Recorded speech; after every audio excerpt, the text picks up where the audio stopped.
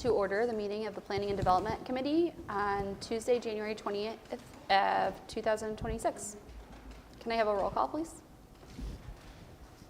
Councilor Lautensack. Here. Councilor Thompson. Here. Councilor Fitzgibbons. Here. At this time, I would like to ask for a motion to approve the minutes from January 5th of 2026 committee meeting. Councilor Thompson. Councilor Fitzgibbons. Can I have a roll call? Councilor Lautensack. Yes. Councilor Thompson. Yes. Councilor Fitzgibbons. Yes. I see no old business to attend to at this time. Does anyone have anything? Moving on to new business. We have one item on the agenda. It is the zoning and planning request for a proposed change of the property known as 30 Briar Road for proposed change from TN2, Traditional Neighborhood 2, to PD, Planned Development Zoning District, to go to the planning board. And Jeff? Good evening. So this is not unsimilar to the request. Good thing I yelled. This is not unsimilar to the request that we had 2 weeks ago for the property on Seneca Street. If you look at this property on Briar Road, it is in what's traditional neighborhood 2, and surrounding it, there's multiple properties that are planned development. It was built as a garage. It's a extremely large garage, 2-story garage, that in a TN2, it's pretty much limited to be a single family home, and there is no home. It's just a garage that was built there. So the owner of the property is looking to change the zoning on it to open up some options so that he has some options to work with that property, whether it be to use it as a commercial space. Across the street is a commercial building that's in the town of Oswego that was a dance studio.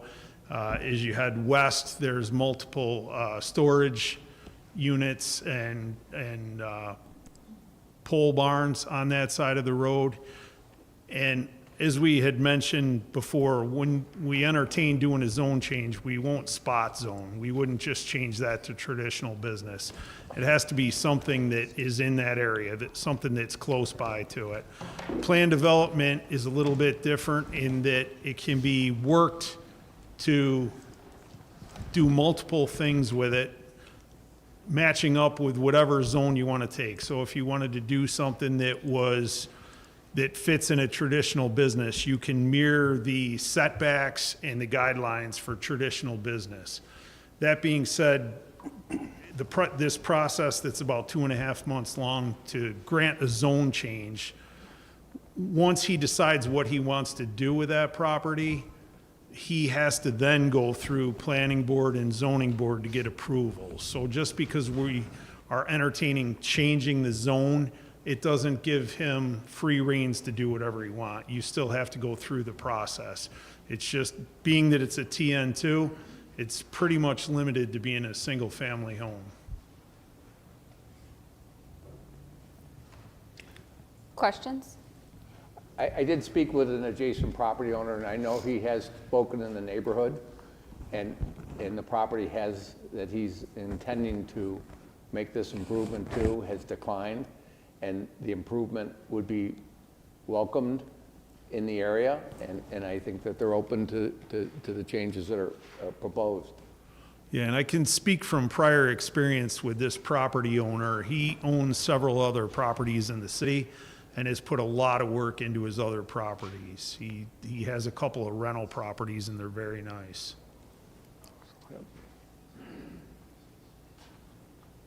I have a couple questions. Sure.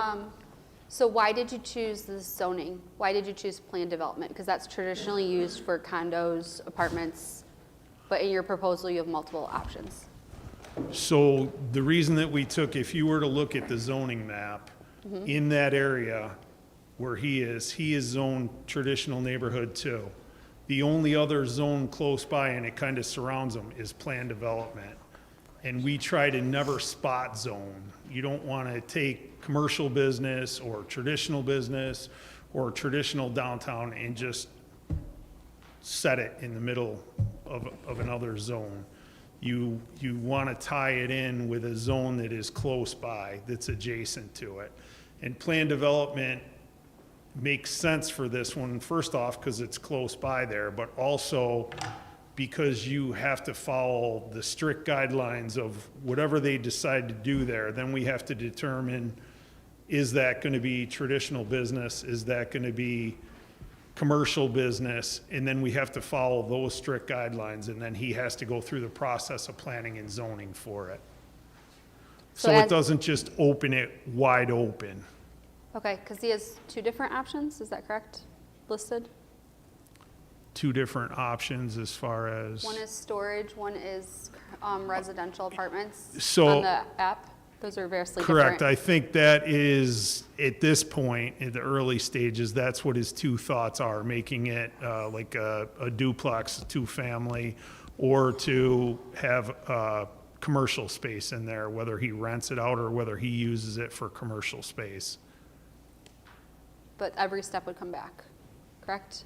Because it goes through all the So traditional steps. this is strictly just to entertain the zoning Okay. change. Then whatever he decides to do, let's say somebody approached him and said that they wanted to put a auto repair shop in there.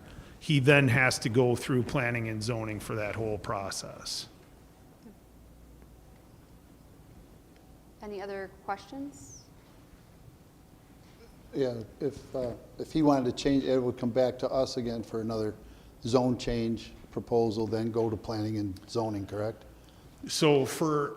so If we for- approve this, and then like you said, if he Yeah. wants to put in a So the- auto repair shop, So tonight's is for you guys to give an advisory opinion, to go back to go to planning board, for planning board to then send it back to you for a public hearing. It's like a 6-step process. That's why it takes almost 3 months. If it goes through the whole process and the zone change is granted, then whatever he decides to do as far as the use of the property, at that point, then it's planning and zoning. It doesn't come back to you. That's the zone change that you guys are involved in. As far as whatever he decides to do, it goes to planning and zoning. So you'll be notified, you'll be able to go to the meeting, everybody will be notified in the neighborhood.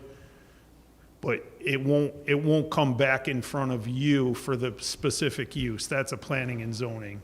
unless he decided to change it to something that wasn't in the zone change that they're So asking for now. plan development's a little bit different in, so let's say he was changing it to traditional business. And then he got the approval for that and then decided, I had this other opportunity, it doesn't fit in traditional business, so I want to go for commercial business. If he was trying to change the zone again, it would come back to you. Okay. Once the zone is changed, it doesn't come back to you. It only goes to Right. planning and zoning for the Right. specific use. Okay.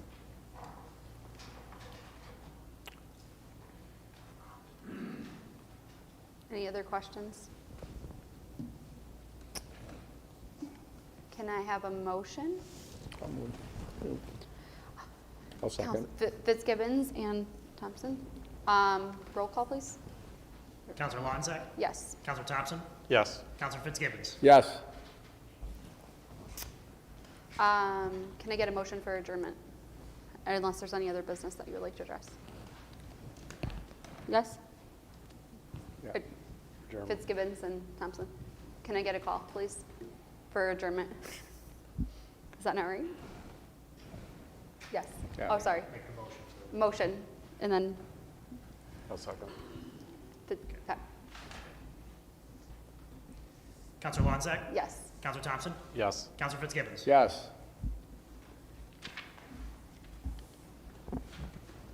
So, Yep. this time I'd like to open the Physical Services Committee on Tuesday, January 20th, 2026, to come to order. Could I have a roll call, please? Counselor Meyer? Here. Counselor Plunkett? Here. Counselor Ashline? Here. Counselor Kennedy? Here. Could I get a motion to approve the minutes of the January 5th, 2026 committee meeting, please? Counselor Plunkett, Counselor Asson. Counselor Meyer? Yeah. Counselor Yes. Plunkett? Yes. Counselor Ashline? Yes. Counselor Kennedy? Yes. Okay, I don't see any old business, so we'll go to new business. The first item is Commissioner of Public Works and Parks and Recreation, Craig Rebior, has received a request for use of public space from Centro to install a temporary bus shelter at 56 through 62 East 3rd Street. Oh, Craig? Good evening, councilors. For the record, Craig Rebior, Commissioner of Public Works. Central reached out to us sometime last year, about mid-last year. No, sorry. It was fall last year. They are in the process of revamping their bus routes to better serve the public who need public transit to be more efficient. In that process, they are planning on building a permanent, and they already have use of public space from the previous council, permanent dual bus shelter at the same location, which is it's on East 3rd Street, just north of the Thrifty Shopper parking lot in the green space there. Time did not allow for that permanent structure to be built. It's a large concrete pad, and I believe two of the bus shelters that you see downtown, so they're 5-foot by 10-foot bus shelters. So in the meantime, they asked if they could add a temporary shelter to the existing sidewalk so they could start their bus routes. We had a few meetings on that, came to the conclusion that that's in the best interest of everyone, and we'd like to grant this for them. Any questions? Craig, I have one. I know we talked about it earlier, but I drove by there today. Those trees, are they going to stay? The trees that are north of the parking area for the Thrifty Shop? So they don't have final design for their permanent okay. structure yet. The preliminary did remove one of the trees, Okay. and stipulation of that was if they're going to remove one tree, they're going to provide the city with 2 trees that we will plant somewhere else in one of the parks or somewhere else in the neighborhood. Oh, okay, thank you. Yes. Any more questions? Could I have a motion, please? Counselor Plunkett, Counselor Kennedy. Roll call, please. Counselor Meyer? Yes. Counselor Plunkett? Yes. Counselor Ashline? Yes. Counselor Kennedy? Yes. Item 2, the engineering office has received a request for use of public space on behalf of 44 West 2nd Street LLC, owner of a 2-family dwelling at 44 West 2nd Street, located in the 1st Ward, for 11-foot by 54-foot for a 3-car parking area and 11-foot by 18-foot 9 inches for a new apron between the curb and sidewalk fronting West 2nd Street. This is a rescind and replace. Oh. Oh, Mr. So this McGann? one's a little confusing. There's nothing new happening there. Alls we're doing is transferring. The rescind and replace is to put the use of public space and the hold harmless under the current owner's name. They're not adding anything, they're not changing anything. It's just putting it in the current owner's name so that we have the hold harmless in their name and their insurance on file.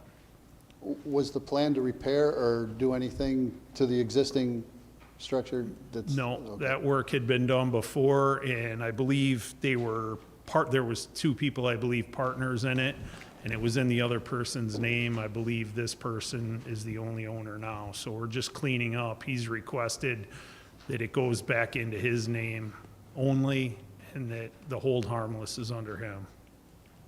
Okay. So there's actually no work to transpire, it's just paperwork. Okay, any more questions? Could I have a motion, please? Counselor Plunkett. Counselor Kennedy. Roll call, please. Counselor Meyer? Yes. Counselor Plunkett? Yes. Counselor Ashline? Yes. Counselor Kennedy? Yes. See no further business. May I please have a motion to adjourn? Counselor Plunkett, Counselor Kennedy. Roll call, please. Counselor Meyer? Yes. Counselor Plunkett? Yes. Counselor Ashline? Yes. Counselor Kennedy? Yes.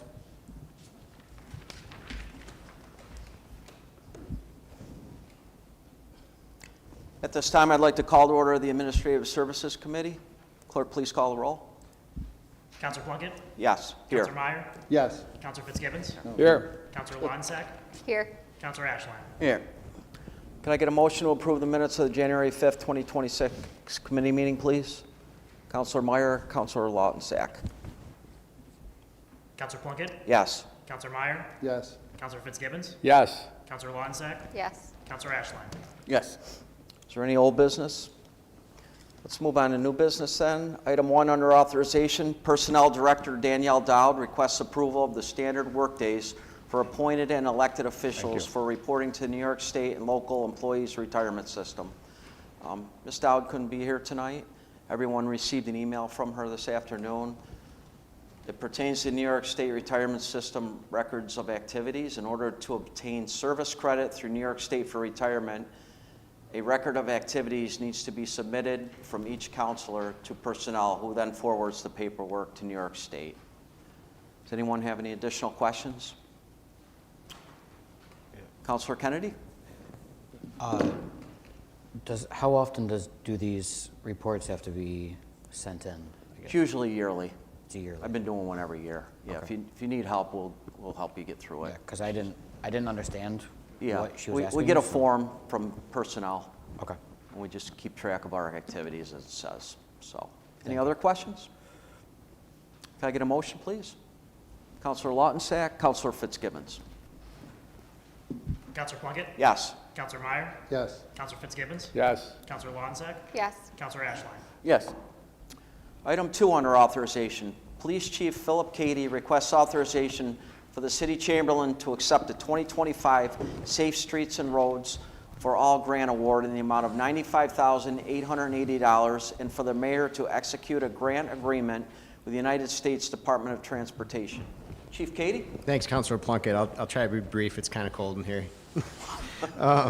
So this is a comprehensive safety action plan. It analyzes crash data, maps high injury network areas, reviews policies, engages stakeholders, recommends implementable proven safety countermeasures and evaluation metrics. The funding awarded to develop a comprehensive safety action plan, to update an existing plan, which we don't have, and it falls under federal government requirements.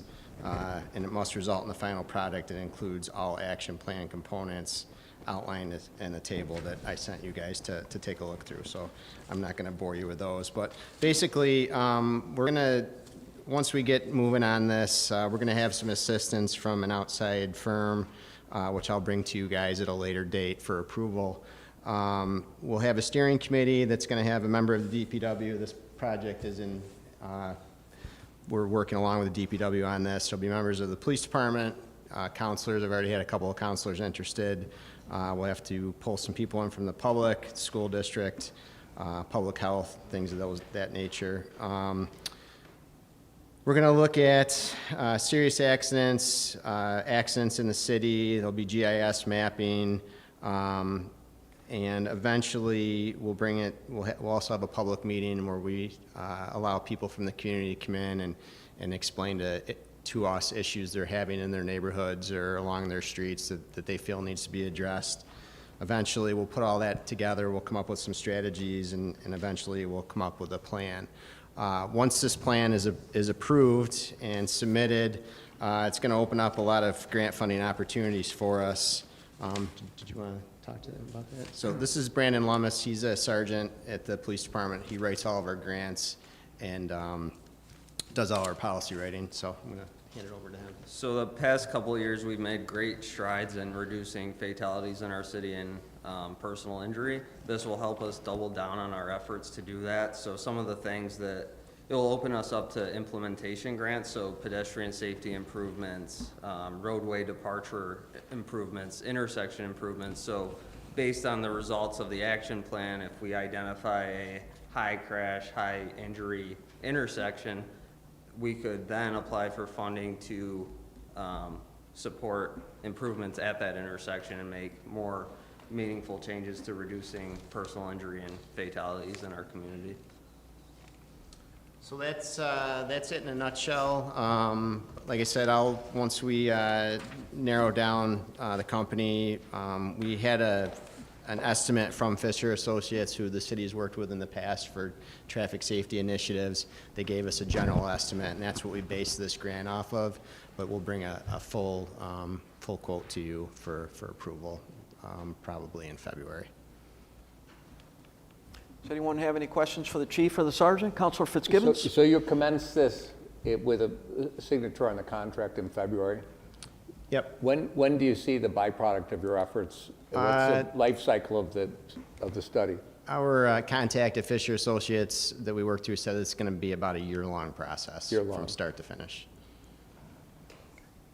Any other questions? Counselor Kennedy? So we currently don't have an action plan? We do not. Okay. Why is that? Good question.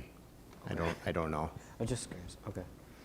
It's something, when Commissioner Rebior and I were discussing it and looking at different grant opportunities, we found that the city didn't have a plan, and we decided to move forward with Mayor Cordino's approval last year, and we applied for the grant to start this process so we can have one.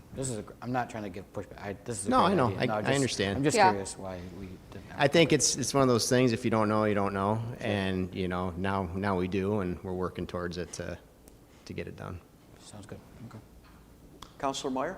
The other funding that you're talking about after we do the preliminary stuff, is that going to be a matching grant, or will that be non-matching, or So will the that city, depend yeah, on- the city will be, the overall grant is $119,850, and the city's going to be responsible for 20%, or $23,970 of that grant. Right, but I mean, after we get done, and the officer said that it would open us up for more funding down the road. Yep. Would that funding be also matching grant, or would that be funding right from the feds? It or- just depends on On the the grant. grant? Every grants, we've had grants for equipment and other things that, some of them are 100%, and some there are matching grants, so we'll just have to look at that and take it case by case. Any other questions? Can I get a motion, please? Counselor Lautensack? Counselor Meyer? Counselor Plunkett? Yes. Counselor Meyer? Yes. Counselor Fitzgibbons? Yes. Counselor Lautensack? Yes. Counselor Ashline? Yes. Thank you. Thank you, Chief Katie. Sergeant Lummis? Thank you. Item number 3 under authorization. The Office of Economic Development requests authorization for the City Chamberlain to accept sponsorship funding from Oswego County Tourism and Planning, CNS Companies, Scriber Electric, Siemens, the International Brotherhood of Electrical Workers 43, in the total amount of $30,250 for the 13126 Day Drone Show. Hi, Amy. Hi, Amy Murphy, Economic Development Director. Nice to meet and see many of you. So I'm happy to answer any questions or concerns you might have. This is just to authorize the City Chamberlain to accept the checks. We have willing sponsors. We just have to have council committee approval to accept the money. Any questions, comments from anyone? Counselor Kennedy? Just a quick question. Do you know how much the drone show costs overall? Yeah, so it will be this 30,000 amount, plus the city will pick up $431. So it's pretty much covering almost entirely the drone show. Anybody have any other questions? The scope of the event is quite large. Yes. And it's going to be quite pervasive, and certainly wonderful for the community. And I know that it comes at a great underwriting effort by outside entities, and certainly the county tourism gave back some of our bed tax money, which was good to get some of our bed tax money back from them. But I know that it was also manpower-wise a great effort for your office. When we underwrite the hard costs of this thing with this way, there's a lot of soft costs that are absorbed in your office in terms of time and effort. The scope of this thing that probably represents a fraction of what this event costs us in terms of time and effort. Is Yes. that fair to say?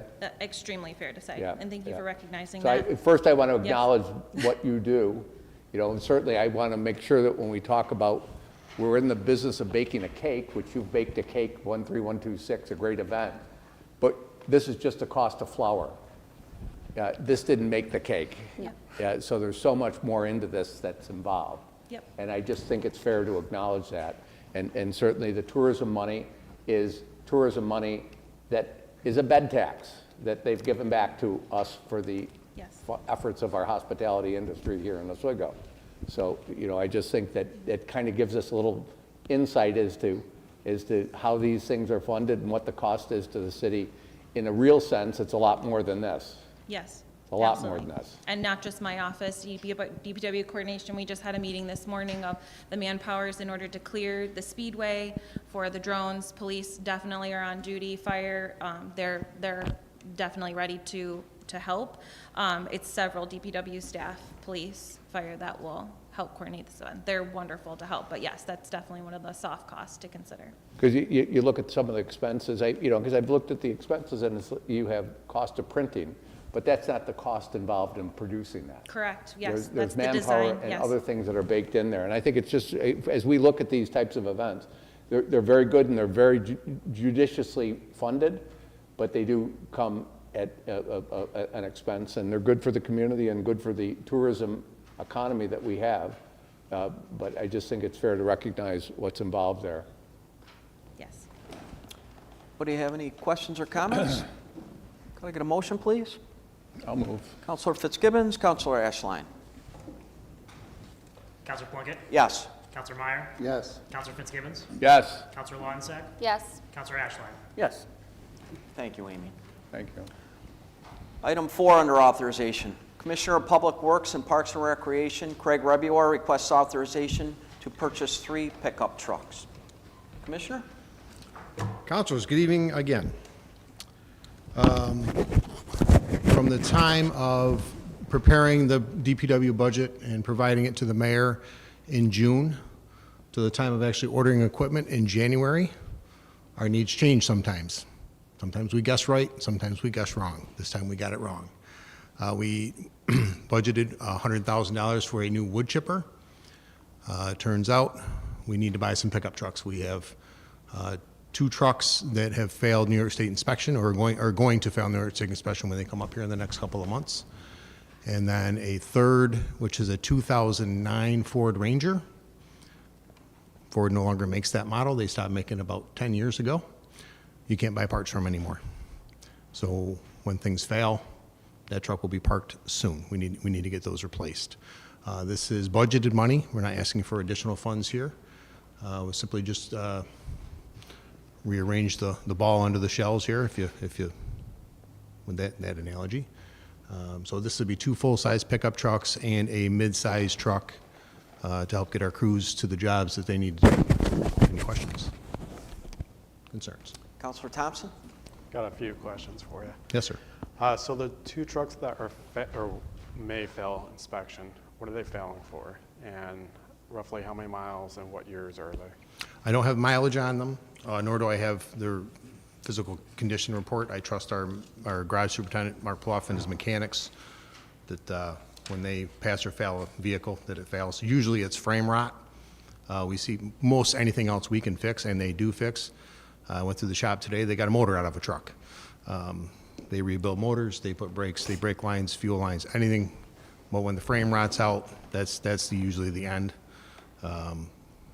You can't put a frame back together and be safe, and they're not comfortable with that. So I don't know for 100% sure, but that's normally when we retire vehicles, when the frame is rotted.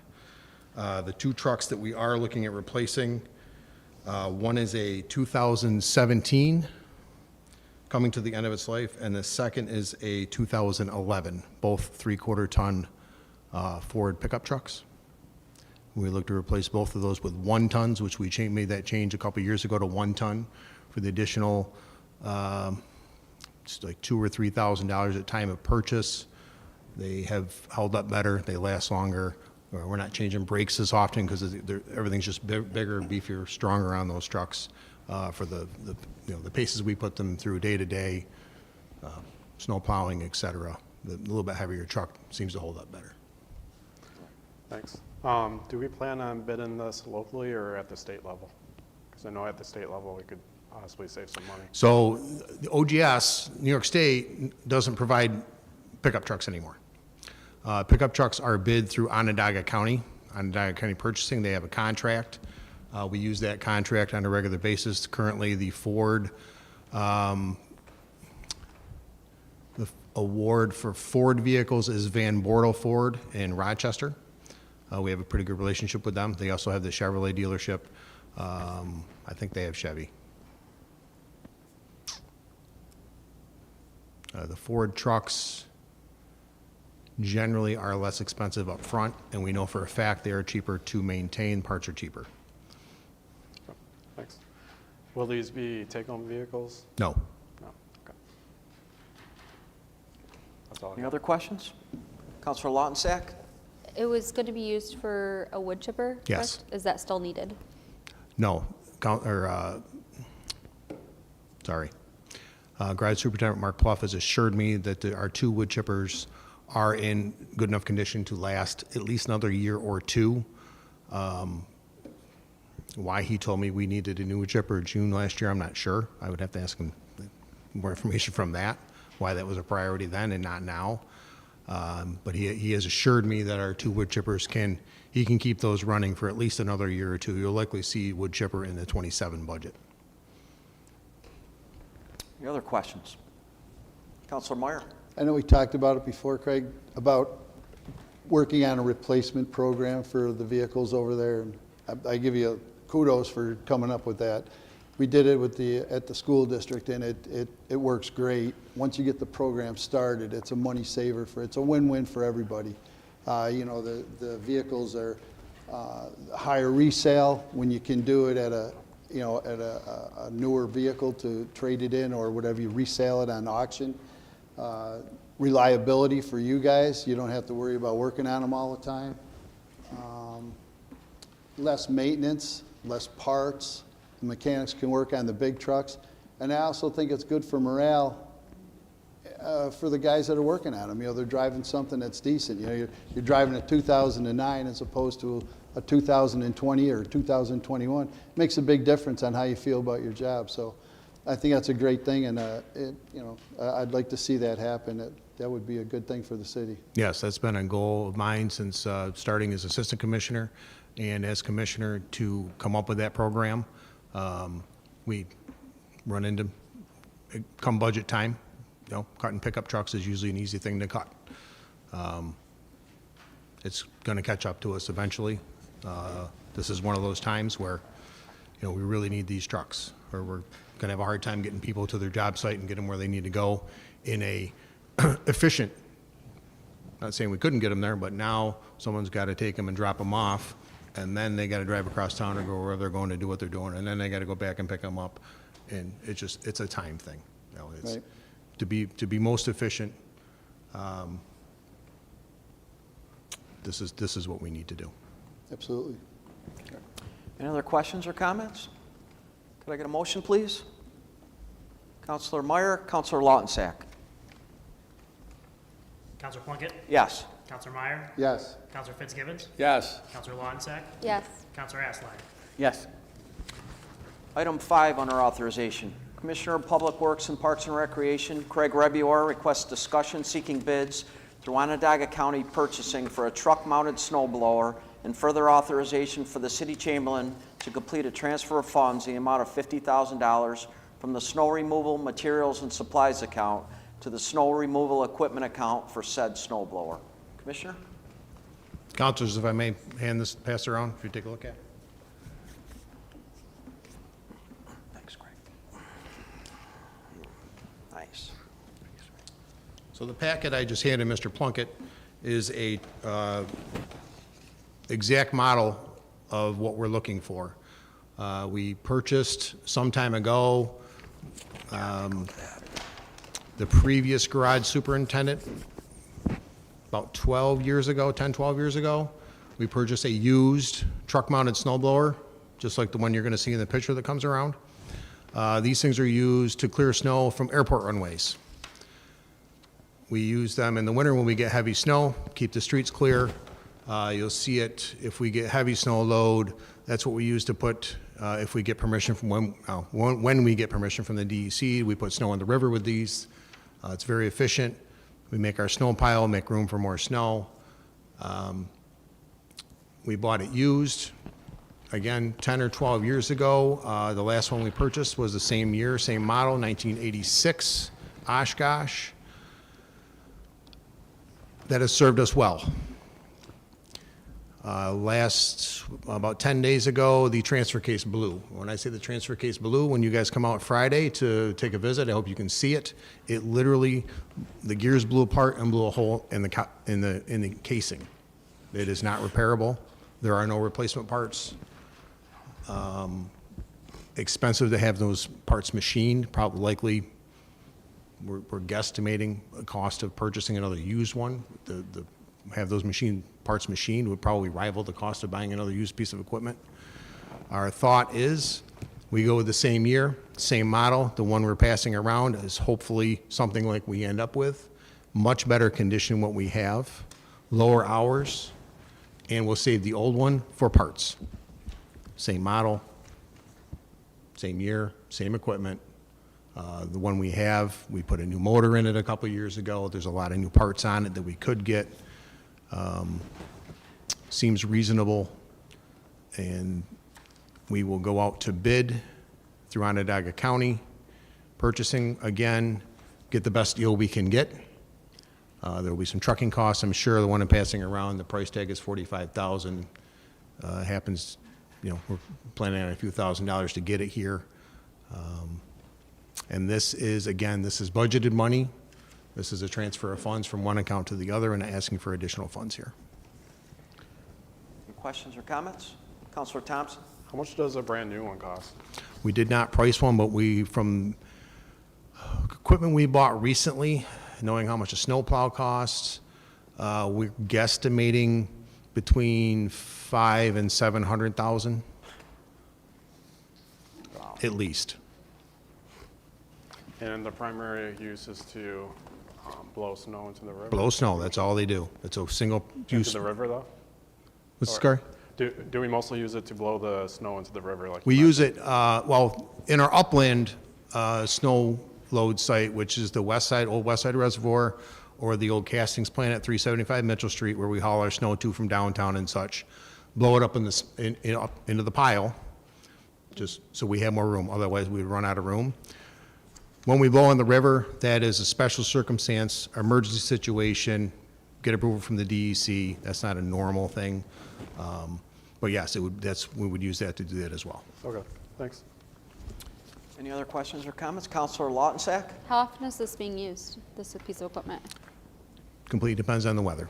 So, right, I mean, that has been out since the first snowfall this year.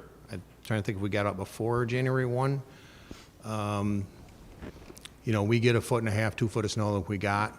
That machine comes out because we need to keep the snow pile up. Okay. So it's currently down, and we only have one other blower, and that goes on the front of a front loader.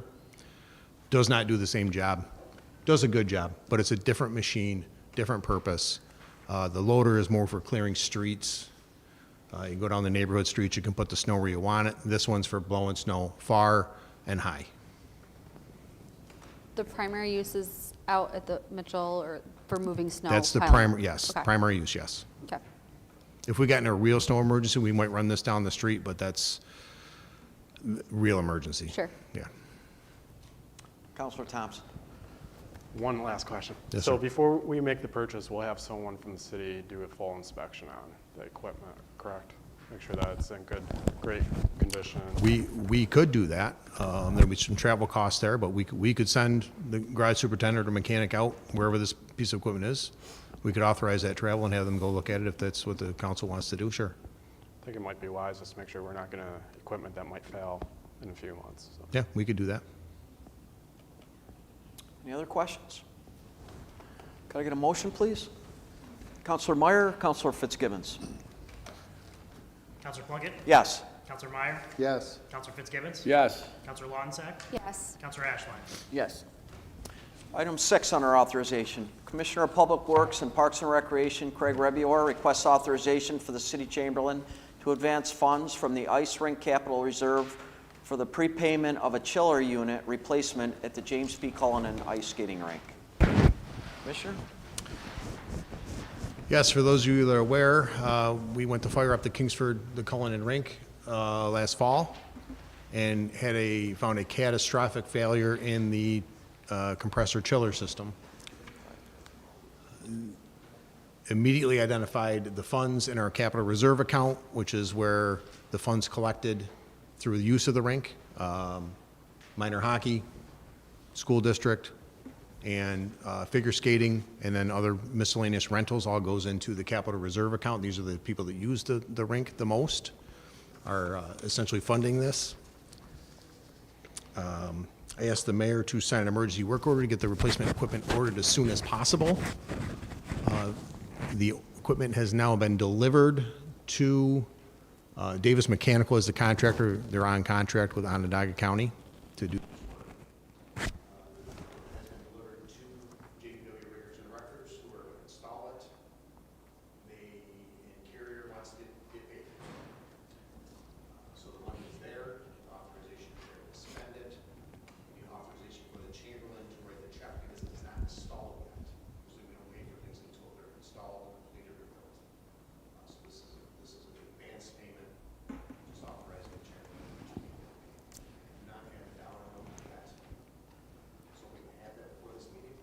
But the total project is $220,000. So it was less than that for the actual. Questions or comments? So within the rink, this failure, does that represent the bulk of the mechanical devices used to make ice? One half of the system. So a catastrophic failure of the entire system would be about a $500,000 loss, most likely. Is that rough to say? If 250 fixed half of it, right? The whole system needs to be replaced. They can't be separated. It's all or nothing to replace it. It's the total replacement is the $220,000. That's for the whole system? Okay. And that will bring the rink back operational and put it back in play? So just a little further, there are 4 compressors. Yep. It is a redundant system side by side. They're all connected. It's one unit. One side failed. The other side is still operable. But when we fire up in October to have ice in November, we need all 4 units. We're fortunate enough this year, it's cold enough outside at Cullinan, being not being insulated, that with the cold air temperatures outside, we were able to isolate the half that did work and operate on 2 compressors, which was just enough so we could get ice going and get the rink open for January. We're going to continue to operate through the rest of the season.